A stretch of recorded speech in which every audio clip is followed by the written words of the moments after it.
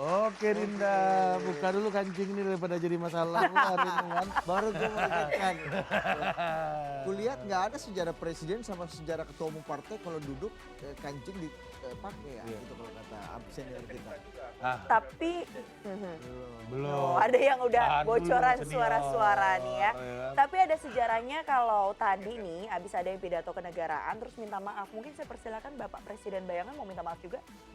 Saya mau minta ini aja. Minta apa? Minta lebih cepat aja yuk. Ya kalau aku, kalau coba nanya saya. Ya Pak Wapres ada yang mau ditanya? Atau ada yang mau ditanya? Ada yang mau dimintain Loh. maaf? Minta maaf soal apa? Nggak tahu aku. Ya. Emang aku ikut-ikutan, aku Gak urusan ikut-ikut. partai. Nah, tapi ini yang pasti kita akan membahas dulu yang lagi hangat-hangatnya terjadi di sini, di negara tetangga tepatnya, Indonesia. Saya izin bacakan laporan dulu, boleh ya? Ya. Oh tadi kan ada yang udah Silakan, pidato Dinda. kenegaraan, saya juga punya laporan. Kasih dulu lainnya. cepat Dinda. Baiklah kalau gitu, siap. Jangan terlalu Lebih banyak cepat, pengantar, lebih Dinda. cepat, lebih baik Lebih ya. cepat, lebih baik. Wah, itu kayak yang ya itu. Oke, kita mau bicara soal mundurnya Erlangga Hartarto dari kursi Ketua Umum Partai Golkar yang tentu menyedot perhatian besar nih di negara tetangga kita, Indonesia. Bagaikan petir di siang bolong, mundurnya Pak Erlangga ini tentu mengagetkan banyak pihak ya. Dan tentu membuat riuh juga panggung politik Indonesia. Ada beragam spekulasi yang muncul terkait apa alasan dibalik mundurnya sosok Erlangga Hartarto.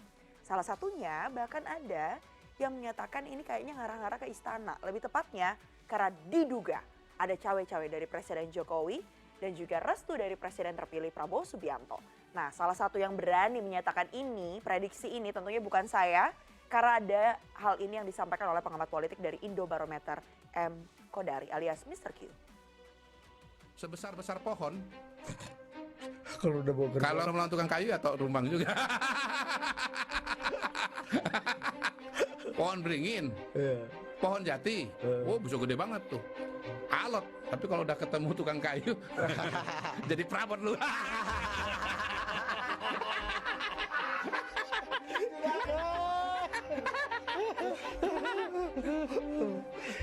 Lu siapa lu dulu? Wah, gua kayu jati, Pak. Gede apa kecil? Gede. Ya, lu kok bisa jadi gini? Ketemu tukang kayu.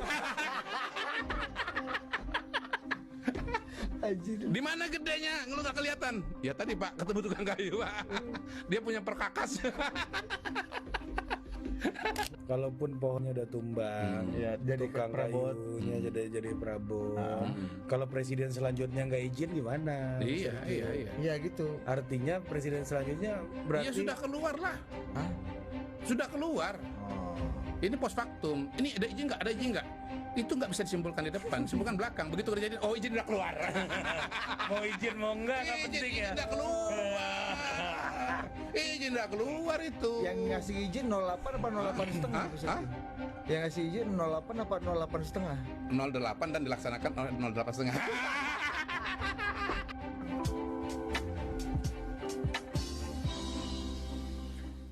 Aduh, kalau saya sih jujur nggak berani ya bikin analisa seperti itu ya. Bisa-bisa saya di reshuffle nanti. Lagi pula takut deh ya.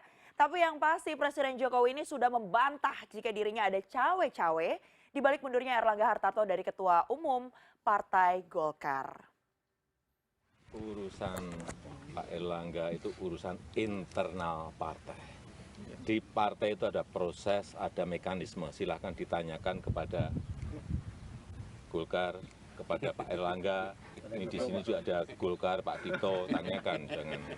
Jangan saya mencampuri internal partai.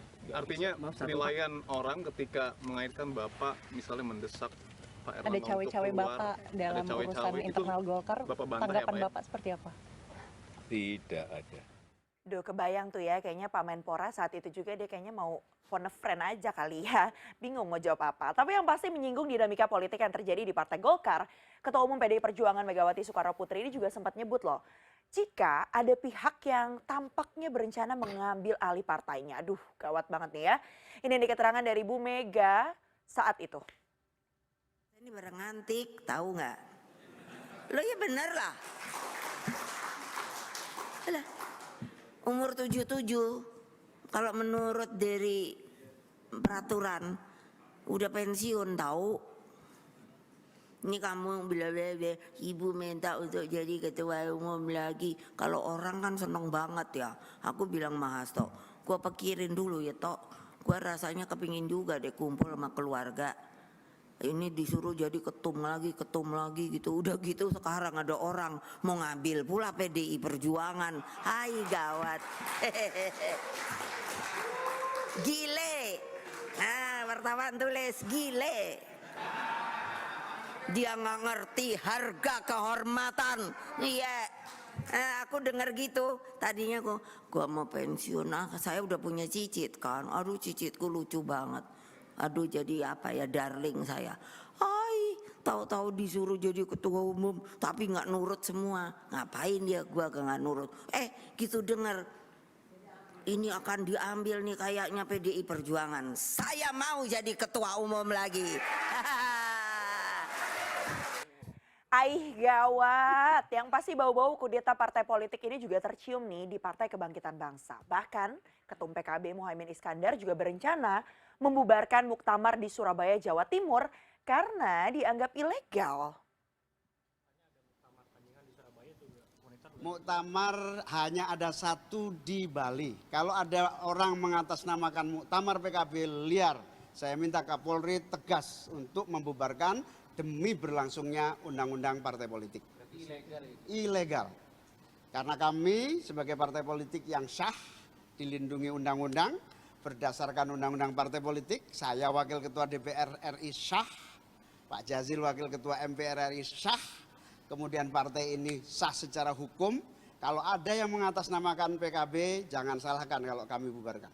Aduh pusing nih ya, katanya semuanya partai politik mau diambil alih. Saya takut nanti negara kita diambil alih nggak? Tapi pertanyaannya siapa sih sebenarnya yang diduga mau ngambil alih ini? Iya. Ya nggak tahu muktamarnya syah apa enggak, pengambil alihannya syah apa enggak, tapi yang pasti ini dua orang yang hadir di sini ini syah jabatannya. Oke, kita langsung kenalan aja dari tadi suaranya udah ada bocor-bocoran ya. Mantap juga bridging lu Dinda. Coba Dinda kenalin dulu. Yang pertama, Ya. the one and only. The one and only. Kepala Bin Bayangan, Yoi. Tahu semua informasi intelijen. Al Mukarram. Zulfan Dinda.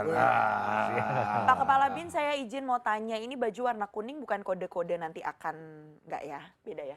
Ya mana tahu nanti ditawarin jadi pengurus DPP Golkar kan kita pakai lah sekarang. Lu Anda bukannya Nasdem. Masih Langsung berkata batuk gitu. Nasdem. Kan dulu Kalau Bang Surya minta balik ke Nasdem atau Golkar meminta lebih prefer yang mana? pikir-pikir panjang dulu lah. Oke, berikutnya Dinda. Ya, yang kedua adalah kepala.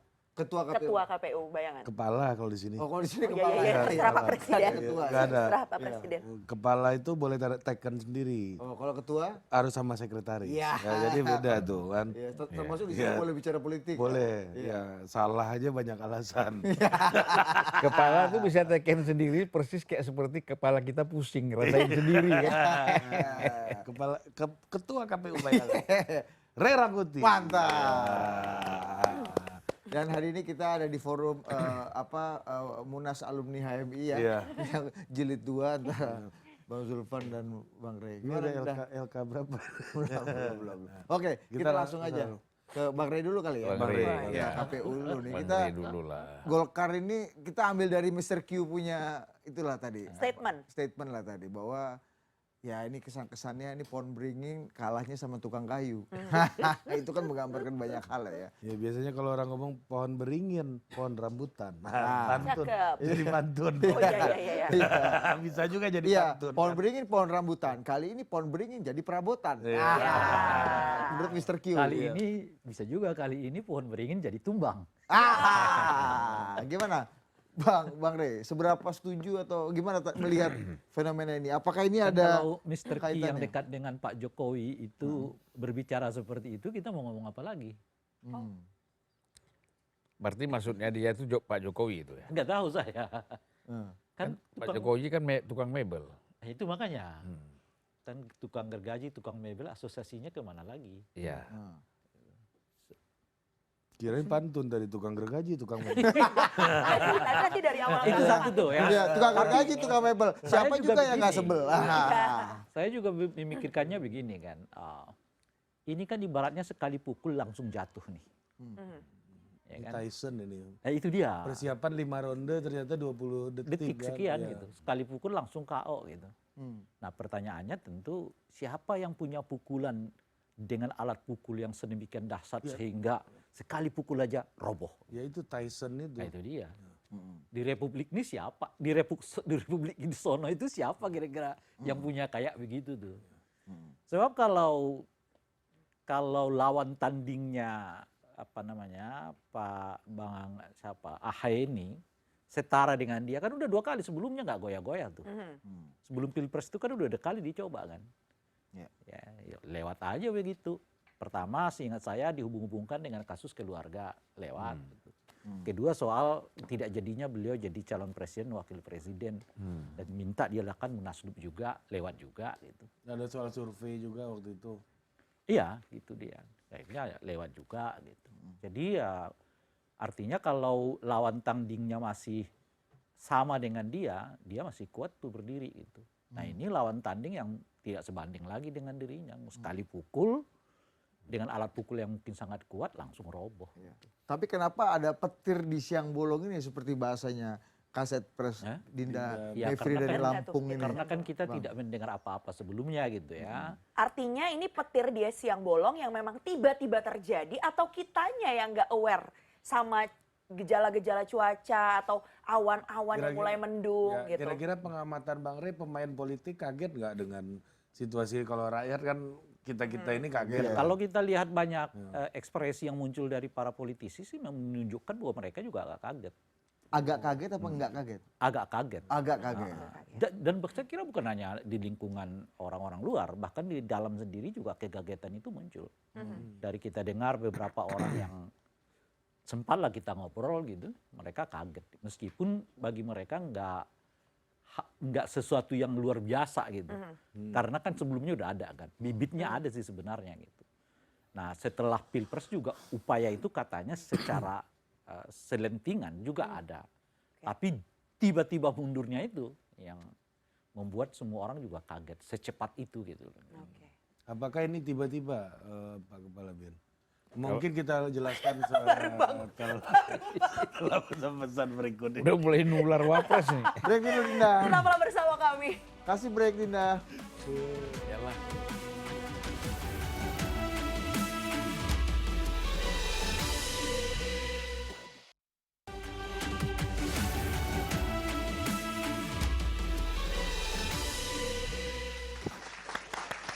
Masih di rapat kabinet bayangan. Baru kali ini ada. Loh. Wah, itulah salah pencet ini nih. Tombol. Karena grogi tadi kan, takut dimarahin sama kepala bin. Karena tadi pas lagi mau jawab, tiba-tiba disuruh iklan dulu. Iya, payah nih. Jadi gimana kepala Kok bin? payah presiden, bolehlah perintah-perintah kepala bin, namanya presiden. Ya kan? Iya. Mainkan dulu lah, Bang. Jadi gini, menurut saya ini bukan tiba-tiba. Ini A1 ini ya. Erlangga Informasi A1. mundur Kepala bin, Bang. ini Iya. bukan tiba-tiba. Ya. Jadi memang gejalanya itu kan sudah bisa dibaca pada saat sebelum Pilpres. Ya kan? Nah dia kan sudah masuk di dalam koalisi Kim. Tapi masih kesana kemari. Gitu loh, beda sama Zulhas. Ya. Ada juga memang ketemu Megawati apa, tapi beda nih Golkar ini kan partai yang memang partai besar ya. Yang memang gerakan politiknya itu memang harus dipantau terus. Karena pengaruhnya juga besar kepada capresnya. Pada konstelasi lah ya. Ya. Nah jadi dia ketemu Megawati, kemudian dia ketemu Anies, ya kan? Ada kesan mau jadi wapresnya Anies juga. Nah ini kan main-main seperti ini bahaya gitu dalam konstelasi politik yang memang sudah solid ya, gitu. Nah kemudian kita lihat setelah Pilpres hanya Golkar yang minta kursi 5 anggota kabinet. Seolah-olah kesan kalau nggak dikasih 5 kita ngambek. Kita akan menentukan sikap, kan gitu. Ya itu. Jadi prosesnya sudah kita lihat di situ nih. Nah kemudian kita lihat pada saat pilkada. udah jelas Kim ini tidak mau dong ada anggotanya ya yang berkoalisi dengan PDIP. Nah kita lihat Erlangga ini ngotot untuk Banten itu mendukung Airin. Dan jelas PDIP juga mendukung Airin kan. Nah, jadi di situ kita lihat gejala-gejalanya sudah terbaca ya.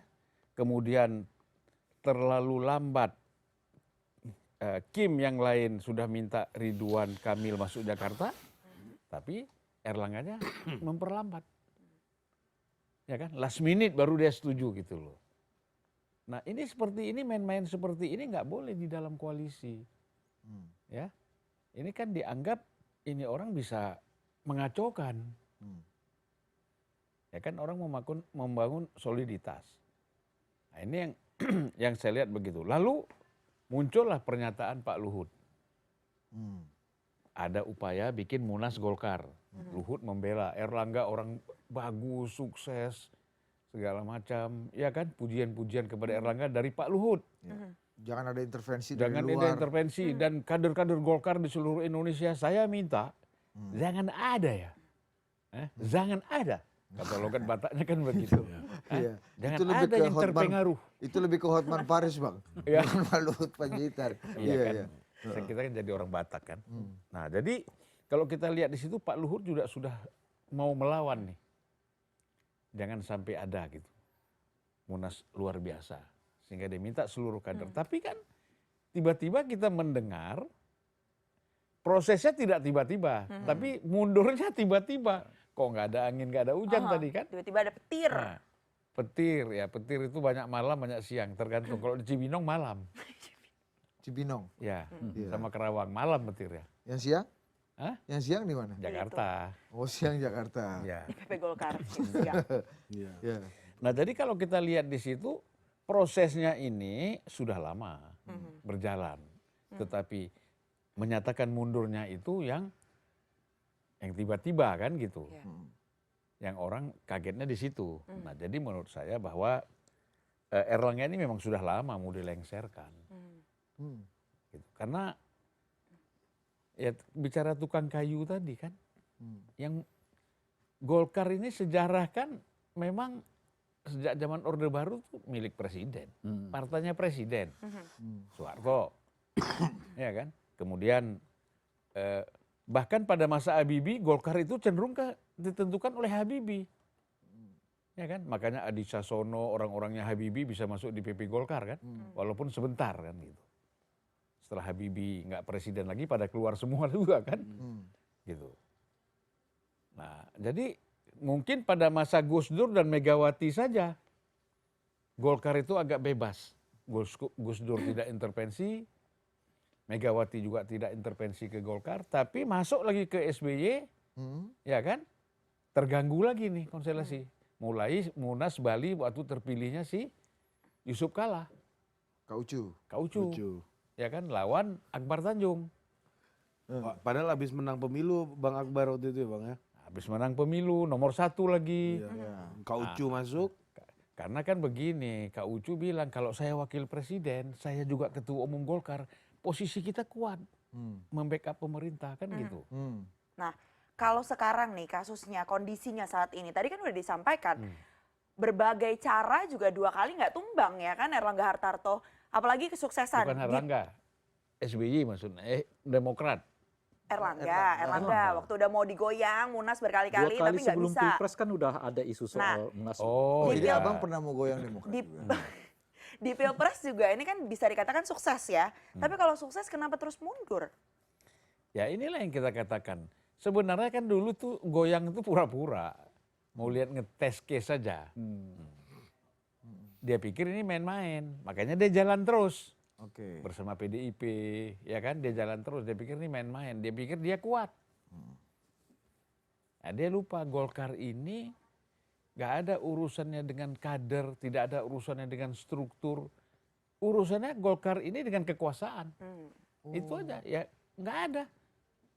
Akbar Tanjung tumbang dengan kekuasaan. Iya kan? Surya Paloh lawan Ical juga dengan kekuasaan. Ya. Nah, Novanto mencoba melawan arus. Ya kan? Sama Ade Komarudin maju. Erlangga maju, banyak yang maju. Tapi kan head to headnya kan antara Novanto sama Akom kan? Gitu loh. Kan kita tahu apa yang dialami oleh Novanto. Apa? Ya, turun dan masuk penjara kan gitu. Masuk Nah, penjara dulu baru turun. Karena dia dimundurkan. Ya, itu susah juga kita balik-balik. Nah, jadi kalau kita lihat di sini, memang sejak 2016 pemerintah itu, CQ Pak Jokowi, memang menginginkan Erlangga yang jadi ketua umum. Makanya ketika yang jadi itu siapa? Novanto, ini bermasalah. Nah, akhirnya singkat kata akhirnya menurut Abang mundurnya Erlangga ini karena memang keinginan kekuasaan udah expired kepada Erlangga sehingga mandatnya kemudian dicabut seperti Abang analogikan tadi kalah sama tukang kayu itu Mr. Q. Loh iya memang. Mau nggak mau. Oh, Pemilik, jadi gini, siapa sih pemilik Golkar ini? Ya presiden. Udah pasti. Bang Rey, ini ingat nggak kita waktu Munas Golkar, Rakernas Golkar atau apa itu? Rakernas. Yang tiba-tiba Pak Jokowi bilang, Pak Luhut udah pakai baju kuning. Tuh coba berdiri Pak Luhut. Ulang tahun. Ulang tahun misalnya. Ya, kami di sana tuh kemarin. Iya kan? Nah, kau kan bagian dari Golkar juga. Inilah fitnah nggak mau. Fitnah kan ada di sana, ngapain ulang tahun ada di kan sana? kita media. siaran. Oh siaran, bilang dong tadi kan nggak bilang siaran. Iya, kita di sana. Iya, siaran gitu. langsung. Inilah fitnah nggak Kenapa? berbanding lurus sama pendapatan tuh ya kayak begini nih. Kenapa takut kalau dibilang Golkar? Aku Enggak, ini pakai memang baju enggak. baju Iya. kuning. Iya, Abang kan iya. Kalau aku udah berpolitik di Orde Baru, mungkin aku Golkar dulu. Bang Rey gimana? Presenter pun Golkar dulu zaman itu. Iya benar. Melihat Bang Zulfan tadi analisa udah ini sesimpel memang kekuasaan udah tidak menginginkan Iya. lagi. Apakah memang masuk bisa kita terima dalam akal logika dan akal dalam prosedur demokrasi gitu? Kalau itu ditanyakan ya tentu tidak ya. Tapi kita masuk dulu ke soal apa ada di belakang ini kekuasaan gitu. Kan kita udah menyimpulkannya mungkin belum ya. Karena beberapa kepingannya belum ketemu nih gitu. Ya. Tapi beberapa kepingan yang menunjukkan bahwa ada kekuatan di luar Golkar yang masuk ke dalam itu kita bisa temukan kan. Salah satunya itu tadi tradisi Golkar tuh bisa jatuh karena ada intervensi kekuasaan gitu. Kedua ini pukulan yang nggak sembarang pukul gitu. Ini mesti pukulan orang sehingga sekali pukul langsung jelek jatuh gitu ya. Nah yang ketiga adalah faktanya apa yang berada di isu-isu di luar sesuai dengan apa namanya itu yang kita dengar gitu ya. Itu setidaknya 2 dari sekian banyak isu itu terjadi kan. Pertama akan digantikan oleh Agus Gumiwang sebagai PLT gitu ya. Sudah. Iya makanya. Jadi kan itu isunya yang muncul sebelumnya di luar-luar kan. Terbukti gitu ya. Yang kedua kemudian akan tetap dilaksanakan pada bulan Agustus. Tidak perlu menunggu pada jadwal Munas yang semestinya Desember gitu. Sekarang mereka sudah tentukan tanggal 20 kan. Gitu. Jadi setidaknya 2 dari isu yang berkembang itu udah juga kejadian sekarang ini. Tinggal menunggu siapa ketua umumnya. Apa benar nanti nama tertentu itu atau tidak dan seterusnya. Gitu. Yang benar di publik itu gitu ya. Nah kalau itu bisa muncul kan keping-keping yang tercerai-berai ini mulai menyatu nih. Akan menuju dan gak ngarah kemana lagi gitu loh. Situasi yang muncul seperti yang sekarang ini gitu. Nah saya mau juga menghubungkan dengan apa yang disebut oleh Bang Zulfan tadi soal pilkada. Kita lihat lagi kronologi sikap Airlangga terkait dengan rencana Kim untuk mendorong Ridwan Kamil di Jakarta. Kan. Awalnya memang tidak ada sikap di antara Kim ini, apakah akan maju sendiri atau tidak dan seterusnya. Sampai kemudian ya ada pernyataan dari Gerindra yang menginginkan agar Ridwan Kamil datang ke Jakarta, tapi tidak disikapi oleh Golkar saat itu. Sama sekali sehingga saya baru nggak direspon baik oleh Ridwan Kamil maupun oleh Golkar ya dalam hal ini Pak Erlangga gitu. Sampai kemudian muncullah berita pernyataan Pak Erlangga seingat saya di bulan Idul Adha kemarin yang membuat istilah dengan Ridwan Kamil sedang OTW ke Jakarta.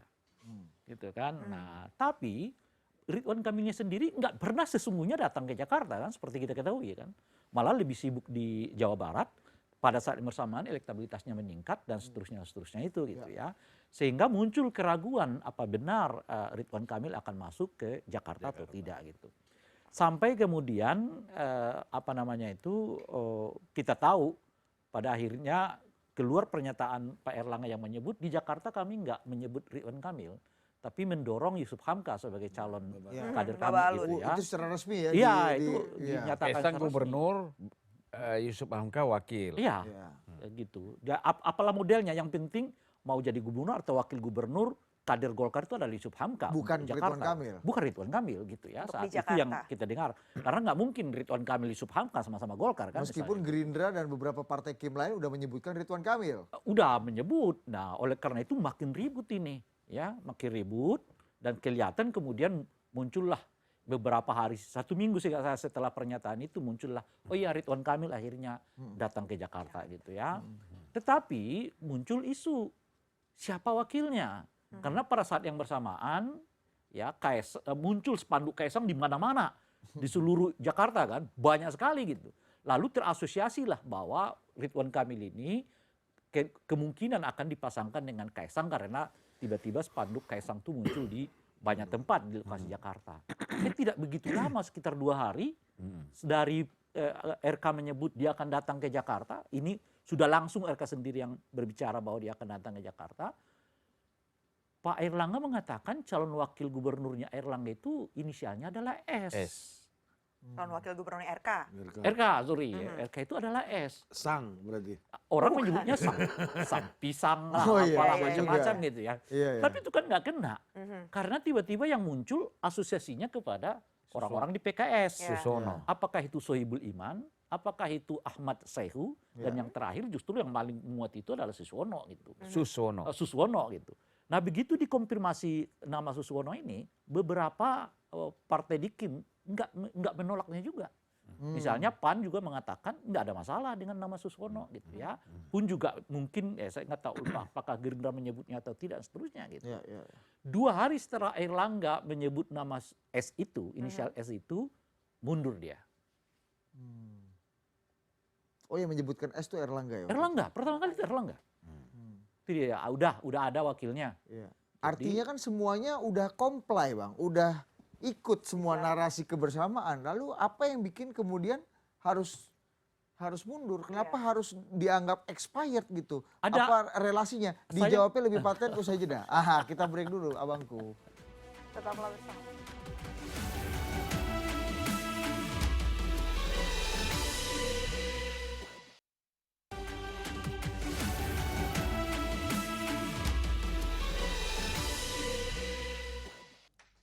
Oke Dinda, kita lanjutkan lagi. Gimana Bang Rey? Kan ini semuanya tadi ya Bang Rey cerita. Ini. Nunggu apa namanya semua comply. Dukung apa Prabowo Gibran. Akhirnya pilkada, akhirnya RK Ridwan maju. Kamil. Saya melihat macam-macam. kesan bahwa Golkar dan Pak Erlangga itu memiliki pertimbangan yang lain terkait dengan keinginan untuk mewujudkan Kim yang solid di Jakarta itu gitu. Nah mungkin karena itulah salah satu faktor. Karena faktanya kan sulit membayangkan lah secara logik ya. Mau di kepala bin kita habis dapat laporan dari Cepu. Aduh ini baru informasi baru ini berarti. Iya, kepala bin kan. Apa informasi Cepu baru kita gimana? Nanti dulu Bang Rey lanjutkan dulu. Kan sulit dibayangkan secara rasional kan. Ridwan Kamil harus dipindah dari Jawa Barat ke Jakarta dengan kondisi elektabilitas yang masih sangat jauh dari harapan gitu. Masih ada cuma sekitar 10%. Artinya wajar dong ya Pak Erlangga memperjuangkan kader-kadernya ini kan. Itu pertama. Yang kedua, di Sumatera Utara aja Ijek udah ngalah kan ibaratnya kan. Di Banten mereka nggak ditemani kan. Faktanya kan di Banten kader tertinggi mereka bahkan boleh jadi elektabilitas paling tinggi se-Indonesia loh untuk calon gubernur itu. Kadernya Golkar itu malah ditinggalkan oleh kawan-kawan Kimnya kan. Mereka bentuk sendiri. Gitu. Lalu kok tentu saja misalnya kalau mungkin orang-orang kalau saya mau maju sendiri enggak boleh. Tapi kalau kalian maju saya nggak bisa larang. Ya kayak misalnya kasus di Banten itulah kan. Ya.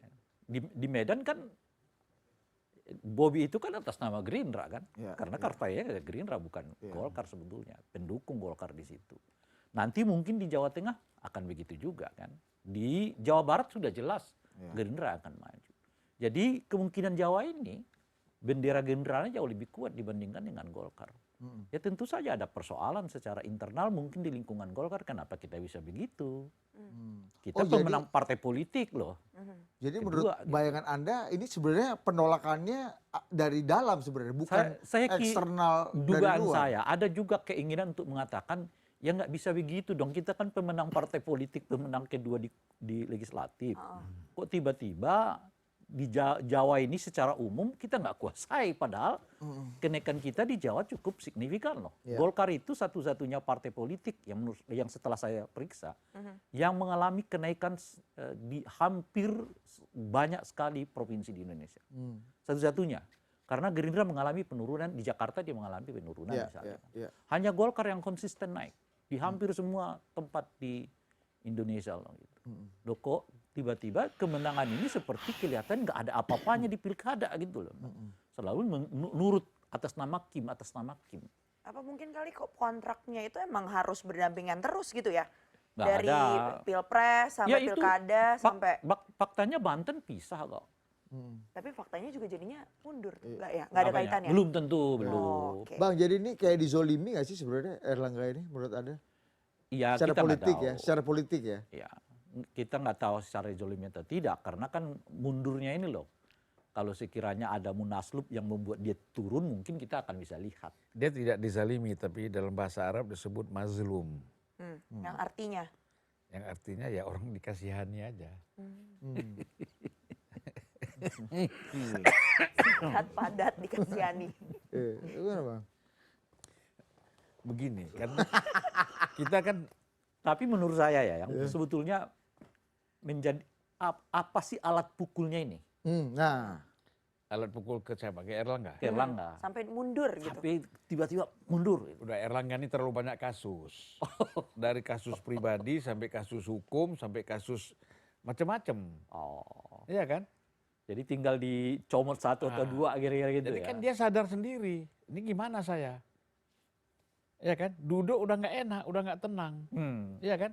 Dia pun menjadi ketua umum Golkar itu nggak ada lagi prestisenya, nggak ada lagi.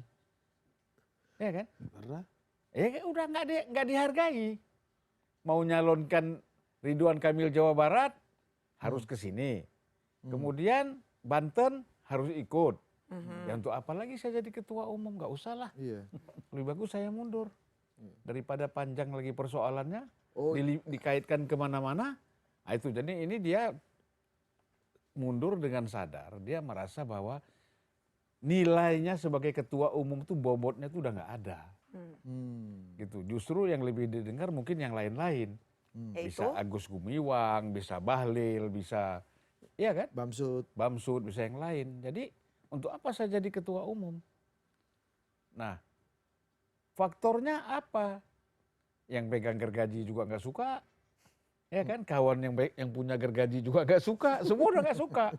Ya udahlah, lebih bagus saya cari selamat aja, ya kan? Istilahnya kan begini, ya saya sudah banyak salah, ya banyak persoalan, banyak ini, ya tapi disisakanlah satu, misalnya Menko jangan sampai dipecat, ya kan?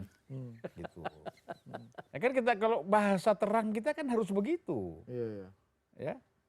So, kita kan udah capek pakai bahasa-bahasa gelap Ya, nih. ya, basa-basi itu ya. Nah, itu memang begitu persoalannya. Iya. Kita juga suka gitu, cuman yang berani cuman abang yang ngomong. Loh, Bang Rey pun kurang begitu berani. bukan ini bukan soal berani atau takut. Ini kan faktanya memang seperti itu. Oh, dan makanya kalau kita lihat mundurnya Erlangga ini nggak ada riak-riak perlawanan gitu dari dalam ya, pukulan yang ya sangat Bang ya. keras. Padahal Pak Luhur sudah bilang seolah-olah kesannya kan jangan mau kan gini. Tapi nggak ada. Nah ini kenapa? Memang ya itu Golkar. Gitu loh. Mereka cepat ini, kader-kadernya ini cepat membaca. Wah ini Angin berubah nih. nah, jangan kita lawan nih. Iya. Kalau kita lawan lewat juga kita. Iya kan? Ya, padahal kan di pusatnya juga nih ada. Misalnya ada Agung Laksono, ada Nurdin Khalid, ada ini. Sebenarnya belum tentu setuju juga dengan Keputusannya. keputusan Erlangga mundur kan. Tapi mau bilang apa? Ya, karena partai ini bukan milik mereka, gitu. Partai ini ada pemegang saham besarnya. Nah, tukang gergaji tadi yang disebutnya kekuasaan, gitu. Nah, jadi tadi Bung Rey kan menjelaskan soal Ridwan Kamil, soal yang lain-lain. Saya melihat begini, ini ada satu strategi besar, ya, yang dimainkan oleh Kim ini, yang mungkin diorkestra oleh Gerindra, ingin bagaimana gubernur-gubernur di daerah-daerah gemuk itu harus dari Kim, kan gitu. Itu dulu. Nah, oleh karena itu, mengapa Ridwan Kamil ditarik ke Jakarta? Ya, karena ada 2 orang di sana yang potensial untuk menjadi gubernur. Ada Deddy Mulyadi, ada Ridwan Kamil. Iya kan? Sementara kan cari di DKI ini susah. Nggak mungkin Deddy dibawa ke Jakarta. Kenapa? Ya kan? Kenapa enggak? Lah, artinya kan Gerindra dia lebih gini lah, ngono yang ngono sing ojo ngono. Enggak. Kalau polanya dipakai oleh Kim seperti yang sekarang, mereka sih sebetulnya menempatkan siapapun sebagai calonnya nggak ada masalah. Ya itu betul. Tetapi kan kalau ya borong semua partai makanya kan begini, harus rasional juga. Ya kan? Jangan juga kucuk-kucuk Julvan Lindan pula di situ nggak cocok, atau Ray Rangkuti. Iya. Walaupun pasti menang. Walaupun, tapi ya kan? Tetapi ada yang dianggap, ini kan figur yang memang juga sangat bisa diyakini, disukai oleh rakyat. Oh, ada aspek kepantasannya di situ ya, Bang. Ya. Walaupun secara elektabilitas jauh sama petahana gitu. Nah, nggak perlu orang lawan kotak kosong, ngapain lagi bicara petahana, nggak relevan lagi kita. Ya kan? Mungkin lawan Sipang Rekun ini nanti. Ya, itu nanti kita bahas tuh di DKI. Itu dia. Tapi ini masalah ini juga, Bang. Ini Golkar ini sebenarnya dispute ini mungkin nanti ke depan kita tahu Pak Agus Gumiwang nggak akan mencalonkan diri. Beberapa nama menguat, ada Bahlil, ada Bambang Susatyo misalnya. Tapi nanti setelah ini kita bahas. Enggak, belum. Tapi banyak yang bilang juga sebenarnya ini antara aja sebelum nanti akhirnya seperti kata Abang waktu itu, Presiden Jokowi punya peluang sebenarnya untuk sebelum 20 Oktober. Jadi saya belum yakin Bahlil itu akan jadi ketua umum Golkar. Dalam Munaslup nanti. Saya belum yakin. Di Agustus ini. Ya. Kalau kita lihat gejala-gejalanya, kenapa mesti terlalu cepat? Ya kan? Kan ini terlalu cepat nih. Rakernas langsung Munas. Iya kan? Ya nggak tahu, Bang. Abang jangan kita nanti jebak lagi. Ya kan minta dukungan dikit. Saling gendong. Kalau kita nggak ada yang dukung kan berat juga kan. Udah pakai baju kuning lagi. Saya malah sebaliknya, Bang, membacanya. Gimana? Mengapa di tanda kutip dipaksakan di bulan Agustus itu? Karena kalau sebetulnya mau lebih tenang, ya supaya ada partisipasi, Golkar juga bisa lebih solid menjelang pilkada gitu. Mereka bisa melakukannya di Desember itu. Kan nggak ada perdebatan yang terlalu panjang. Ya Pak Jokowi kan nggak presiden lagi. Nah itu dia maksud saya. Nah, kan itu maksudnya kan? Iya, jadi dipercepat ke Agustus itu karena masih ada capping yang harus dimasukkan gitu loh. Yang salah satunya mungkin calon ketua Bung Rey, itu saya udah ngomong bulan Mei. Kalau Jokowi mau take over Golkar sebelum 20 Oktober kan gitu di total politik. Tapi menurut Anda Bang Rey, Pak Prabowo sendiri sebagai presiden yang akan menjadi presiden beberapa bulan lagi, setuju nggak, seiring sejalan nggak dengan rencana take over ini sebenarnya? Dan kemudian mungkin nanti ada Pak Jokowi juga namanya secara dari situ. Politik dengan situasi yang kayak begini nih, apalagi menjelang pilkada, kemungkinan besar Gerindra diuntungkan secara politik loh. Artinya kan Golkar sedikitnya menghalangi hambatan untuk melakukan konsolidasi. Dan itu bisa dilakukan oleh Gerindra. Kita kasih contoh Banten aja lah. Dengan kondisi Golkar kayak begini bagaimana dong menghadapi pilkada Banten misalnya gitu. Udah nggak ada lagi. Nah itu kan. Akhirnya PDIP lawan Kim. Ya kan? Iya di satu segi gitu. Nggak ada lagi. Gitu. Atau di daerah-daerah di mana Gerindra dicalonkan sementara lawan pesaingnya itu adalah dari Golkar. Kan di kabupaten kota kemungkinan masih banyak kan. Di mana Gerindra sama Golkar itu berbeda. Karena kalau kita baca rilis dari PDI Perjuangan kemarin itu, kan ada kata PDI Perjuangan, mereka mendukung Gerindra itu jauh lebih banyak dibandingkan dengan partai-partai politik yang lain. Di pilkada loh ya. Artinya kader PDI dipasangkan dengan kader Gerindra itu jauh lebih banyak dibandingkan dengan partai-partai politik yang lain gitu. Nah, dengan kondisi yang kayak begini apa yang terjadi bagi Golkar? Dan menurut saya muktamar Munas yang akan dilakukan tanggal 20 itu tidak dengan serta-merta akan menyelamatkan situasi Golkar menjelang pilkada 2024 ini gitu. Oke. Kita kembali ke Bang Zulfan. Bang, tidak hanya Golkar Bang yang agak ramai. Tadi sudah diantarkan oleh Ibu Kaset Pres kita. Ibu Mega pun jadi punya kekhawatiran yang agak tinggi. Mau diambil partainya, tadi mau pensiun tapi akhirnya ambil partai. Kemudian Caimin juga begitu Bang. Gimana Bang menurut Abang? Tapi lebih paten dijawabnya usai jeda. Setelah ini. Kami akan segera kembali. Kita tunggu. Udah pilih nggak Bang? Abang udah pilih.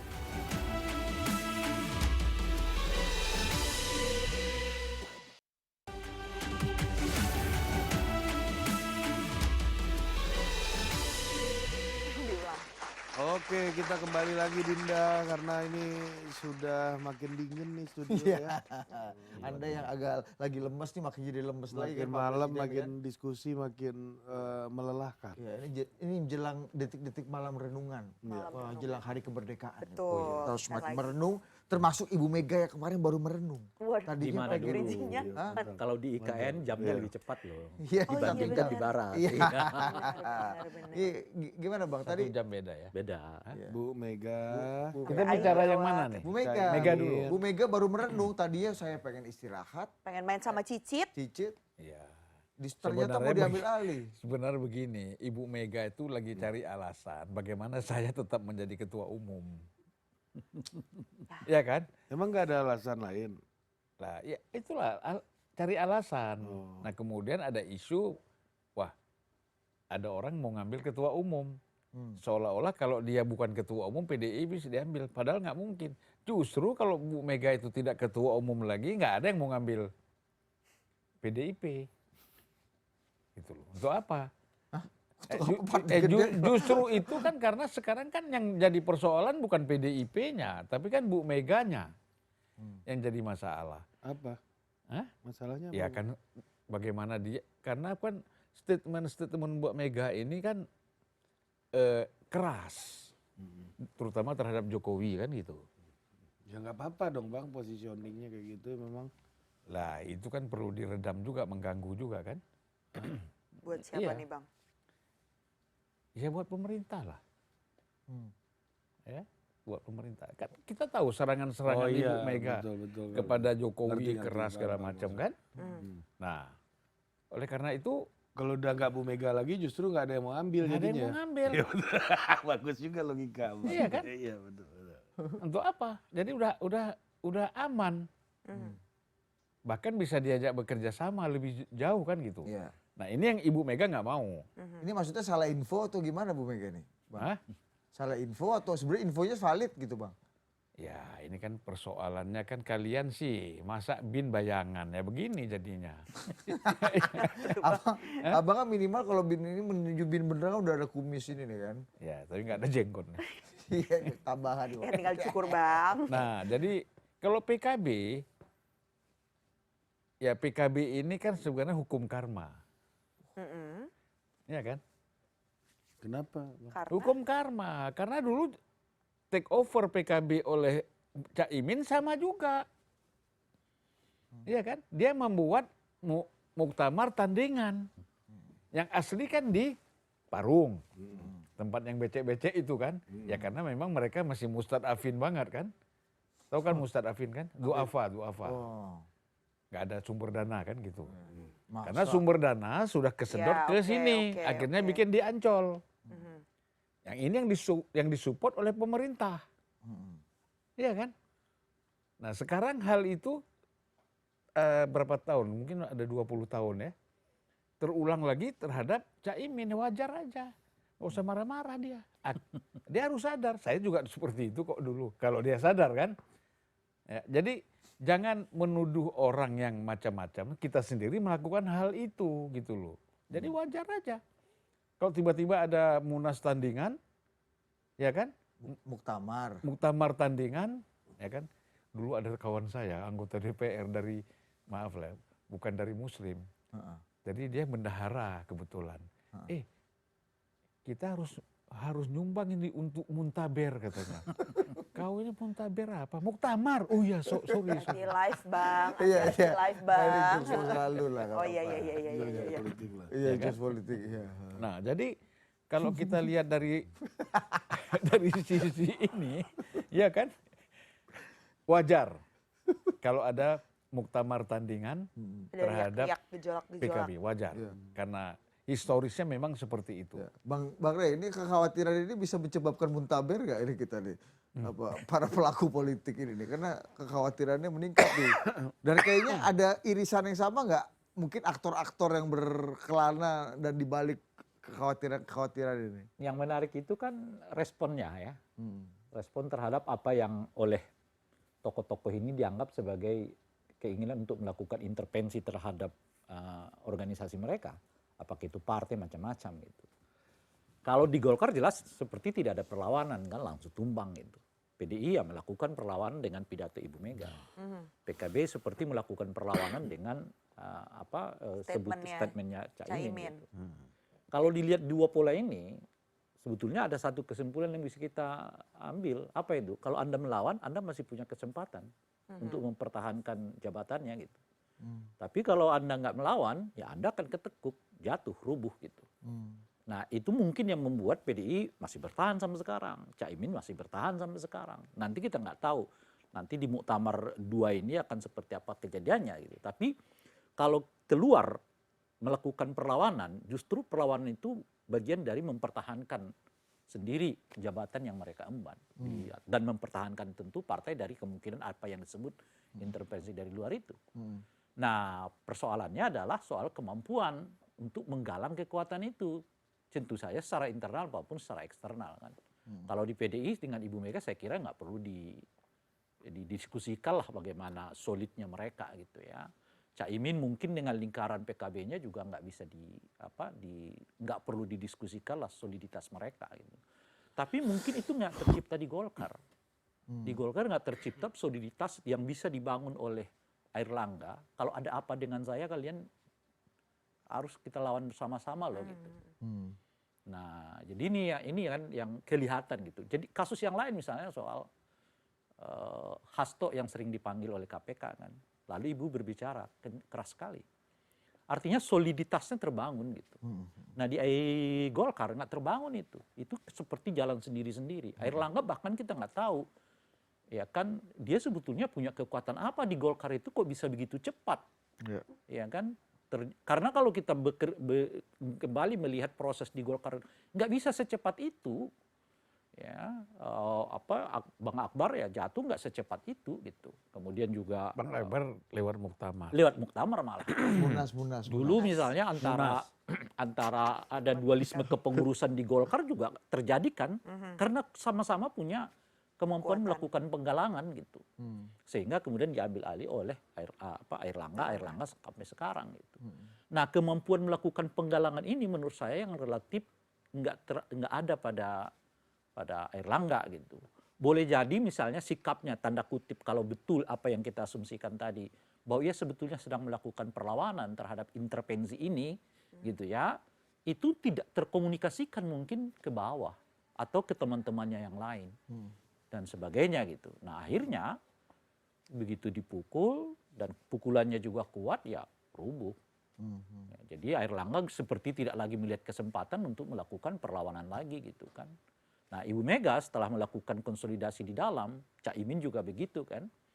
Lalu sekarang mereka menyampaikan itu keluar gitu loh. Jadi menurut Bung Rey Caimin ini aman nih? Oh, soal aman atau tidak, tapi yang saya mau katakan gini Bang, kalau Anda melakukan perlawanan, Anda tidak semudah ini gitu loh maksud saya. Masih bisa bernapas. Masih bisa bernapas, tapi kan soal apakah ia akan aman atau tidak ya prospektum akan kita lihat nanti gitu.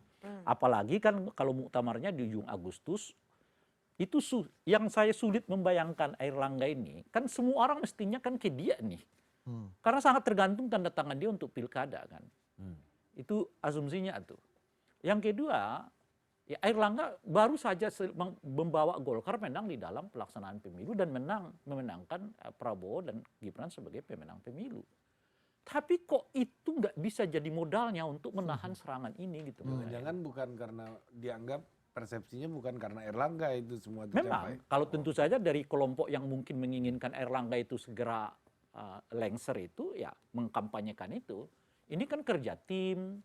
Ini kan kerja ini, ya tentu saja Erlangga bentuk tim macam-macam. Tapi kalau udah begitu kejadiannya, semuanya ya terasosiasi sebetulnya kepada Erlangga dan dia nanti aja setelah kelihatan tidak mengkapitalisasi itu gitu loh. Baca kembali pidatonya Erlangga waktu mau turun. Waktu mundur. Itu semua pidato tentang kesuksesan. Yang menjadi kita bingung, Anda sukses tapi kesimpulannya mundur gitu loh. Itu dia. Masih dulu Bang, ini masih ada. Begini, ada perbedaan figur-figur ketua Golkar sebelumnya dengan Erlangga. Nah itu dia. Kalau Akbar Tanjung itu memang dia konsolidasi datang ke desa-desa kemana-mana untuk membangun soliditas. Makanya ada perlawanan, gitu loh. Itu. Nah, sehingga tipis sekali kemenangan Yusuf Kala terhadap Akbar di Bali itu. Itu kan kita lihat. Itu sudah dibantu oleh SBY, Kepala Bakin, apa semua udah turun itu, Kepala BIN ya. Jaksa Agung sudah turun juga untuk membackup JK ini. Masa? Saat itu. Kak Ucu. Nah, kok masa? Udah, itu satu. Abang ada di situ waktu itu. Saya nggak ada, tapi saya tahu lah. Abang dukung siapa waktu itu? Hah? Abang dukung siapa? Surya Paloh. Saat itu. Saat itu, tapi kan Surya Paloh mundur. Tadinya gini, ini mau dengar Iya, cerita boleh, nggak? Iya. Awalnya, waktu ngobrol bertiga Surya Paloh sama JK, bahwa Satu lagi siapa? Surya Paloh, JK, SBY. Oh SBY. Ya, Abang nggak sebut. Bertiga, Ya. Surya Paloh JK, kan satu lagi lupa. Iya. Ya. Iya. Nah, jadi di situ diputuskan Surya Paloh ketua umum, ketua dewan pembinanya JK. JK. Gak lama Disaksikan JK, SBY. JK datang sendiri Ke SBY. ke SBY. Dibalik sama JK, saya ketua umum, Surya Paloh dewan penasehat. Iya kan? Karena berat kalau maju dua, kan ini kalau tiga yang maju pasti Akbar yang menang. Oleh karena itu harus satu. Nah, kalau harus pilih agak ditekan Surya Paloh ini, agak tertekan lah ya. Bagaimana? Kita mau menang nggak? Ya mesti saya yang maju kata JK. Dah, itu artinya itu kan take over lewat Munas kan gitu. Tapi ada perlawanan. Kemudian Munas di Riau, Pekanbaru. Nah, itu Saya Abang ada itu. ikut. Saya satu kamar sama Surya Paloh. Dari A sampai Z Abang Ah. gitu kan. Saya tahu betul itu. Bahwa posisi jam 2 siang, jam 4 sore, itu Surya Paloh leading terhadap Abu Rizal. Ya kan? Tiba-tiba jam 6 sore, sidang diskors. Saya lihat di situ diskor, udah kalah ini Surya Paloh. Kenapa? Kepala BIN Samsir Siregar turun. Luhut Panjaitan turun. Jaksa Agung turun. Semua turun. Ya kan? Artinya? Ya artinya kan gini, Golkar ini kan di daerah-daerah ini kan ketua DPD-nya ini kan wali kota, bupati, mantan, ya kan? Kita tahu sendirilah, bukan orang yang daihat berjuang. Ya kan? Tinggal dikasih tahu aja, arahkan ke situ lah. Nah, jadi gitu. Ya. Artinya kalau kita lihat, mereka juga Abu Rizal ini dan Surya Paloh itu bertarung. Gitu, bertarung. Tapi kalau si Erlangga ini menjadi ketua umum itu nggak ada pertarungan. Tekan Bambang Susatyo jangan maju karena saingan yang paling berat. Ya udah jadi dia. Jadi aklamasi, orang bilangnya apa-apaan ini ya. Tapi udahlah. Oke. Siapa yang berani melawan? Oh gitu. Jadi kalau sekarang tidak ada yang mendukung Erlangga, yang berteriak dukung Erlangga, wajar aja. Orang dia bukan pilihan rakyat Golkar, dia pilihan kekuasaan. Tapi pertanyaannya Saya ingin nambahin ini. Dikit aja Bang. Dan saat yang bersamaan, Airlangga tidak seperti Akbar yang rajin turun ke bawah. Oh iya. Jadi kan dia kan lebih sibuk jadi Menko Menko Perekonomian kan. Daripada misalnya turun ke bawah untuk ini macam-macam dan seterusnya gitu. Betul. Jadi kalau pada akhirnya kemudian ada serangan terhadap Pak Airlangga, orangnya merasa nggak punya ikatan. Nah dia ini makanya dia ini kader jenggot. Ketua umum jenggot, Apa itu? akarnya ke atas. Oh, Bukan tapi ke kalau bawah. Bang Surya Paloh jenggot nggak? Kader jenggot juga bukan? Kader beliau. Hah? Kader jenggot apa kader brewok? Nah ini saya mau tanya. Bukan, dia kader berjenggot aja. Kader berjenggot. Nah kita mau bicara soal Surya Paloh. Abang kan mengenal betul Surya Paloh tadi. Sekamar katanya waktu Munas Riau itu. Kan udah tahu betul nih luar dalamnya Surya Paloh. Apa yang bikin Surya Paloh mengatakan Mas Anies, Mas Anies ya, kayaknya waktunya bukan sekarang Anda berlaga di pilkada Setelah DKI sebelumnya Jakarta oke. Raya. Dia. Mau sekarang. Kira-kira apa Bang jawabannya? Mau sekarang nggak? Abis jeda. Iya, Denda. makanya. Jeda dulu Dinda. Kita udah tahu kan mau sekarang apa.